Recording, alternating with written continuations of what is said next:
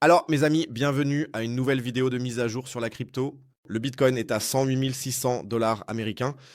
Nous aurions pu obtenir une excellente entrée en long cette nuit. Peut-être que l'un d'entre vous l'a fait. Nous sommes directement entrés dans la zone de demande d'une heure en bas. Nous ne nous y sommes pas attardés longtemps et avons été immédiatement rachetés sur le champ. Ce pump est allé en direction de 109 300 dollars américains. Donc exactement dans la zone où nous sommes restés toute la journée d'hier, du matin au soir. Et c'est là que nous avons été rejetés pour l'instant. Nous allons bien sûr voir comment cela va évoluer dans la vidéo de mise à jour d'aujourd'hui. Nous allons évidemment aussi jeter un œil au marché du Forex. Nous allons regarder les marchés boursiers qui ont rouvert aujourd'hui aux États-Unis. Hier, c'était Memorial Day. Voyons voir s'il se passe quelque chose aujourd'hui. Mais avant de commencer, n'hésitez pas à liker la vidéo, à vous abonner à la chaîne si ce n'est pas déjà fait, et bien sûr à rejoindre le groupe gratuit de discussion et de signaux sur Telegram. Si vous avez envie de recevoir des mises à jour, des actualités et des signaux, n'hésitez pas à nous rejoindre. Le lien se trouve gratuitement en bas dans la description de la vidéo. Et si vous cherchez encore une plateforme où vous pouvez trader tout ce dont nous parlons ici, vous pouvez vous inscrire chez mon partenaire BingX via le lien en bas dans la description de ma vidéo. Actuellement, vous pouvez obtenir jusqu'à 11 500 USDT de bonus ici, et oui, vous pouvez ainsi, entre guillemets, vous procurer un peu de capital de départ pour vos premières trades ou vos premières expériences sur une plateforme. Oui, le Bitcoin à 108 600 dollars américains. Comme je l'ai dit, cette nuit aurait en fait été l'entrée parfaite, le parfait point d'entrée. Mais vous le savez, je ne suis pas fan des ordres à cours limité, c'est pourquoi je ne suis pas entré. Pour ceux d'entre vous qui sont entrés, prenez le premier take profit, mettez le stop loss à l'entrée et sécurisez d'abord la position. En ce moment, nous sommes un peu, oui, sur le fil du rasoir, je dirais tout simplement. Cela tient surtout au fait que nous sommes à nouveau très très proches du sommet en ce moment. C'est déjà le premier point qui ne devrait pas être sous-estimé. Bien sûr, il y a aussi beaucoup d'ordres longs ici en haut, beaucoup d'ordres short également qui entrent naturellement sur le marché.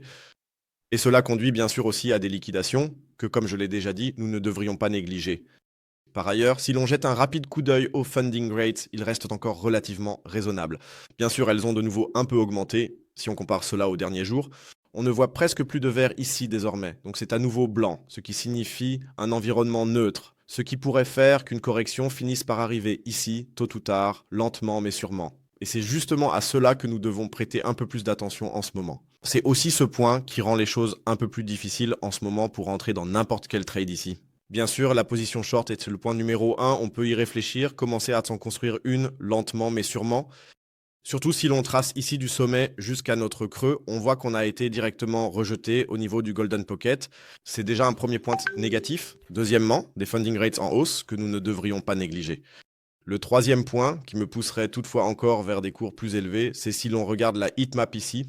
Du moins en vue daily, nous avons encore ici jusqu'à 110 700 et même jusqu'à 113 000 sur l'échelle journalière. Et maintenant, regardons à nouveau la vue sur 3 jours pour voir à quoi cela ressemble actuellement.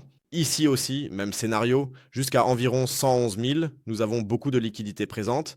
Et vers le bas, bien sûr, il y en a nettement plus. Mais malgré tout, cela pourrait toujours faire en sorte que nous allions chercher l'inefficience que nous n'avons pas comblée hier. C'était d'ailleurs le plan d'hier. Descendre d'abord, récupérer la liquidité ou bien remplir la bougie vecteur, puis repartir à la hausse et remplir ici la bougie vecteur rouge jusqu'à 111 000. Ça n'a pas tout à fait fonctionné. Nous sommes d'abord montés un peu, mais nous n'avons toujours pas complètement rempli le vecteur ici, ni comblé l'inefficience. Cela signifie que le mouvement que nous avons fait cette nuit pourrait quand même nous amener à monter, à prendre de la liquidité, puis seulement à entamer la tendance baissière. C'est difficile en ce moment. Nous formons à nouveau ici une belle zone d'accumulation que je ne considérerais pas forcément comme négative parce que vous le savez, au final, c'est toujours le même jeu. Accumulation, puis prochain pump. Cela dépendra aussi un peu des chiffres de cette semaine. Nous en avons parlé, vendredi, il y aura les chiffres de l'inflation.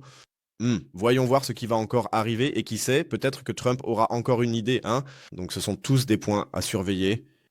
Pour moi, en ce moment, on devrait redescendre là en bas. Je vais probablement y retourner moi-même. C'est simplement parce que je ne suis pas entré pendant la nuit. Je vais donc regarder à nouveau ces zones au final. Nous avons de la marge si l'on regarde cela sur une perspective de 4 heures jusqu'à 166 600 dollars américains. Cela correspondrait aussi à toutes les mèches. Donc, jusqu'à ce niveau, le stop loss devrait être placé. Si quelqu'un pense que c'est déjà trop tôt pour un stop loss, alors au plus tard juste en dessous de ce niveau.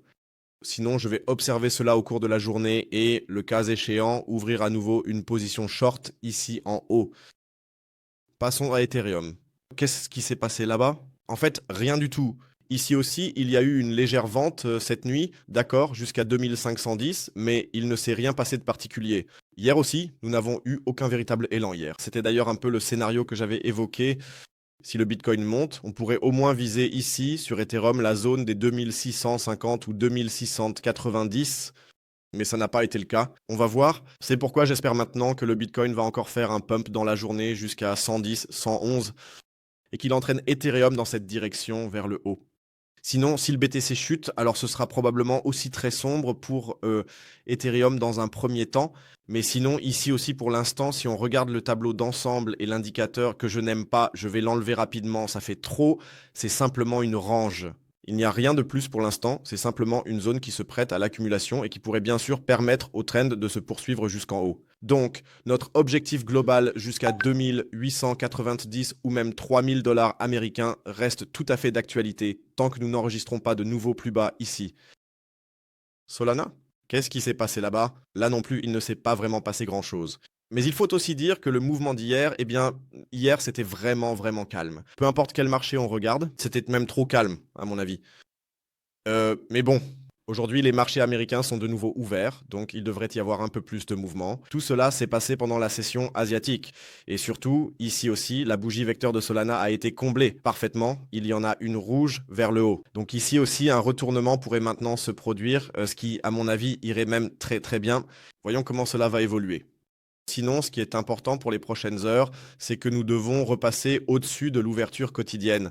C'est le niveau que Solana doit franchir à 175 dollars américains pour, disons, maintenir la tendance haussière. Je vais vous dessiner ça rapidement comme je l'imagine. Confirmer ensuite la tendance haussière et poursuivre le rallye. Sinon, cela pourrait devenir problématique. Dès que nous passerions en dessous de ce niveau, nous pourrions alors avoir un sentiment négatif et reprendre la tendance baissière vers les 156 dollars. Je laisserai encore en place la stratégie que nous avions à l'époque, qui n'a été manquée que de peu, au cas où nous aurions ici un petit flash crash, ne serait-ce que pour sortir tous les longs du marché. Je garderai cela à l'œil. Sinon, c'est pour l'instant la fourchette pour la matinée et l'après-midi. Selon la direction que prendra Solana, nous verrons aussi comment la journée va, je pense, se dérouler.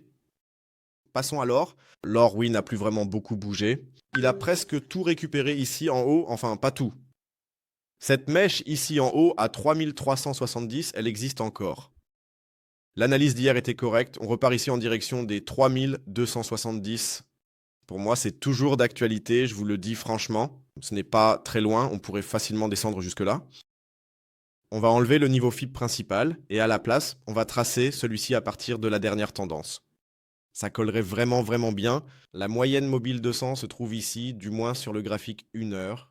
Si on passe en unité de temps 4 heures, on a déjà un peu dépassé ce niveau, mais malgré tout, c'est pour moi la petite zone de long où je réfléchirais à prendre au moins une petite position à l'achat. On a déjà vérifié hier, il n'y a pas vraiment de vecteur ici, mais c'est justement la zone de long pour moi en ce moment pour profiter à nouveau de la tendance haussière. Je ne m'attends pas, en raison de toute l'incertitude autour des obligations d'État à 10, 20, 30 ans, etc., du dollar américain faible et du marché obligataire qui n'est pas du tout recherché en ce moment, à ce que l'on assiste à un énorme crack sur l'or. Il s'agit plutôt de petits replis, comme nous en avons eu 2 fois dans notre Golden Pocket, qu'il faut ensuite racheter pour continuer à profiter de la tendance haussière. Passons au Dow Jones. Qu'est-ce qui s'est passé là-bas? Rien, puisque les marchés étaient fermés. Je l'ai déjà dit hier, c'est justement un peu décisif pour moi de voir comment ces marchés vont se comporter aujourd'hui. Le Nasdaq a en tout cas le potentiel de descendre vers les 20 000 points. Il n'y a pas à se poser la question, tout comme l'a fait le Dow Jones. Retest du Golden Pocket, S&P 500, c'est en fait le même scénario. Lui aussi est redescendu dans le Golden Pocket comme le Nasdaq et ensuite nous verrons comment cela évolue. Je suis donc curieux de voir comment va se passer l'ouverture de la bourse, surtout parce que les nouvelles concernant les Terrors of the EU, qui ont finalement été annulées pour l'instant, ne sont pas encore vraiment intégrées, ou plutôt le marché américain n'y a pas encore vraiment réagi. Cela pourrait encore devenir intéressant, mais ce serait pour moi la chose la plus logique. Retest du Golden Pocket, puis direction le plus haut historique.